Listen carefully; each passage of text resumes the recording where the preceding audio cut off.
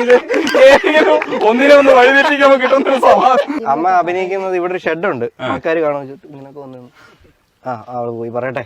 അങ്ങനെയായിരുന്നു, നാണമായിരുന്നു നമുക്ക്. ആൾക്കാർ എന്ത് പറയും ഇത് കാണുമ്പോ, അങ്ങനെ പ്രശ്നമായിരുന്നു. ഇടത് മാറി മാണി സാറിന്റെ ഇതുപോലെ.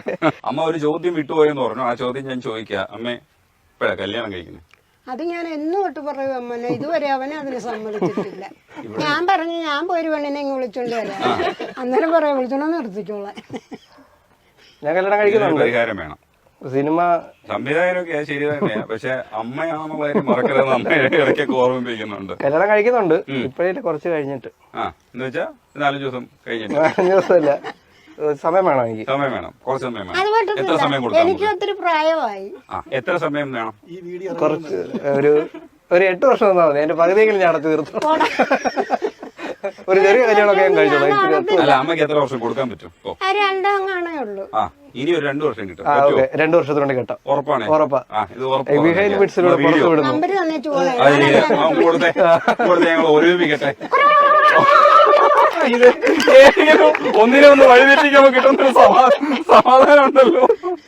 ഞാൻ ഈ പക്ഷത്താണ് കേട്ടോ, ഞാൻ ഈ പക്ഷത്തില്ല കേട്ടാ. ഞാൻ ഈ ഉറപ്പൊക്കെ തന്നത് അമ്മയ്ക്ക് വേണ്ടിട്ടാ, പക്ഷെ ഞാനില്ല കേട്ടാ, ഞാൻ കൂടെ ഇല്ല. അതെന്താ? അത് ഞങ്ങള് കുറച്ച് ആൾക്കാരുടെ ക്രിയേറ്റിവിറ്റിയൊക്കെ കുറച്ച് ആൾക്കാരോട് ചിരിക്കട്ടെ എന്ന് വിചാരിച്ചിട്ടാ. അല്ല, കല്യാണം കഴിച്ചാലും തിരിച്ചാലോ. അത് ഓരോന്നൊക്കെ ആലോചിച്ചിരിക്കുന്നതല്ലേ, കണ്ടന്റ് ഉണ്ടാക്കിയിട്ട് ഇരിക്കുന്ന കാര്യം. ആദ്യമൊന്നും ഈ ക്യാമറയുടെ മുമ്പിൽ വരാൻ പേടിയൊന്നും ഉണ്ടായിരുന്നില്ല.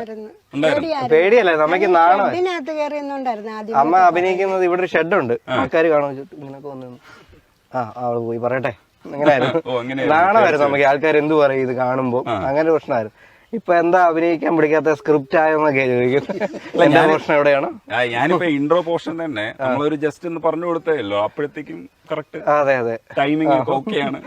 ടൈമിംഗ് ഒക്കെ ഓക്കെ. ഈ KGF ആണ് എനിക്ക് തോന്നുന്നു പോപ്പുലർ വീഡിയോയിൽ ഏറ്റവും മുമ്പിൽ കിടക്കുന്നത്. ഒരുപക്ഷെ KGF ആയിരിക്കും വെട്ടിയാറിനെ ഇത്രയും കുറെ പിള്ളേരുടെ ഇടയിലേക്ക് ഭയങ്കരമായിട്ട് പോപ്പുലർ ആക്കി. അതായത് കുട്ടികളുടെ ഇടയിൽ അങ്ങനെ ഒരു ഏജ് ഗ്രൂപ്പ്, ഒരു 15 തൊട്ട് ഒരു 30 വയസ്സുള്ള ഏജ് ഗ്രൂപ്പിലൊക്കെ കൂടുതൽ എത്തിയത് KGF ആയിരുന്നു.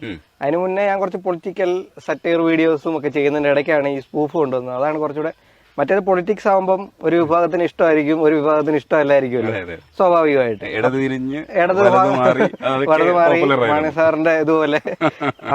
അപ്പൊ കുറച്ച് വിഭാഗത്തിന് ഓട്ടോമാറ്റിക്കായിട്ട് എതിർപ്പുണ്ടായിരിക്കും. പിന്നെ എല്ലാവർക്കും ഇഷ്ടപ്പെടുന്നത് സ്പൂഫ് വന്നതോടുകൂടിയാണ് വൈഡ് ഓഡിയൻസിനെ കിട്ടി. അതിനെ കുറച്ചുകൂടെ ഹിറ്റ് ആയത് ഈ KGFന്റെ സ്പൂഫാണ്.